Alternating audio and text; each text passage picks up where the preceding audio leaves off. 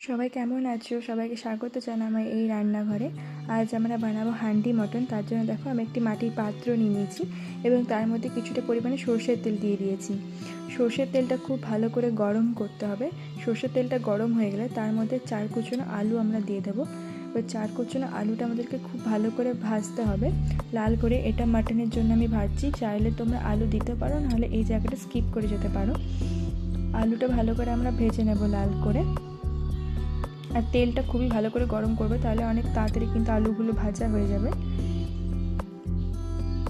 কিছুক্ষণ পর দেখো আলুটা পুরোপুরিভাবে ভাজা হয়ে গেছে। এবার আমরা এটা একটা বাটির মধ্যে তুলে নেব।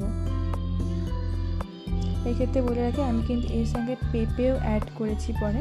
তোমরা চাইলে পেঁপেটা অ্যাড করতে পারো। পেঁপে দিলে কিন্তু মাটনের স্বাদটা আরও অনেক বেশি ভালো লাগে খেতে। এরপর দেখো ওই তেলের মধ্যে আমি দুটো তেজপাতা দিয়ে দিয়েছি, আর তেলের সঙ্গে অ্যাড করলাম না, ওই তেলেই হয়ে যাবে। আর 4টে কুচনো পেঁয়াজ আমি এবার দিয়ে দিচ্ছি। 4টে কুচনো পেঁয়াজ আমি মাংস অনুযায়ী দিয়েছি, তোমরা তোমাদের মাটন অনুযায়ী পেঁয়াজটা এখানে অ্যাড করবে। এবার পেঁয়াজটা আমরা লাল করে ভেজে নেব, খুব একটা লাল না করলেও মিনিমাম যাতে পেঁয়াজ ভাজার একটু সেন্টটা ওঠে সেরকম করে আমরা পেঁয়াজটা ভেজে নেব। দেখো পেঁয়াজটা আমাদের ভাজা হয়ে গেছে, এই পেঁয়াজে একটা ভাজা ভাজা গন্ধ উঠে গেছে। এরপর আমরা এর মধ্যে আদা, রসুন, পেঁয়াজ, কাঁচা লঙ্কা অ্যাড করে দিলাম। যতক্ষণ না কাঁচা গন্ধটা যাচ্ছে ততক্ষণ এটা ভেজে নেবে পুরোপুরি মশলাটা। এর মধ্যে তারপরে আমরা দেবো হলুদ গুঁড়ো, জিরে গুঁড়ো, ধনে গুঁড়ো, আর এর মধ্যে আমরা অ্যাড করব কাশ্মীরি রেড মির্চ। তোমরা চাইলে এর সঙ্গে লঙ্কা গুঁড়ি অ্যাড করতে পারো, তবে কাশ্মীরি রেড মির্চটা আমি কালারের জন্য দিয়েছি, আর আমি এর সঙ্গে রেড চিলি পাউডার ইউজ করলাম না।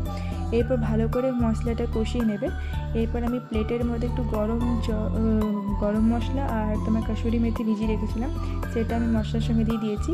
আর মাটনটা আমি হলুদ আর সরষের তেল দিয়ে ম্যারিনেট করে রেখে দিয়েছিলাম, সেই মাটনটা আমি মশলার সঙ্গে দিয়ে দিলাম। এবার সব কিছু একসাথে ভালো করে আমরা কষিয়ে নেব। ভালো করে যত কষাবে তত কিন্তু স্বাদ বাড়বে মাটনের। আরেকবার ঢাকা দিয়ে দিলাম। ঢাকাটা খুলে দেখো আরেকবার কষাবো, যতক্ষণ না মাংসের গা থেকে ভালো করে তেল ছাড়ছে ততক্ষণ কিন্তু মাটনটা কষাতে হবে। দেখো কত সুন্দর কালারটা এসছে কাশ্মীরি মির্চ দেওয়ার জন্য। আরও সুন্দর করে কষে নেবো, এখনও কিন্তু তেল ছাড়েনি আমাদের মাটনের গা থেকে।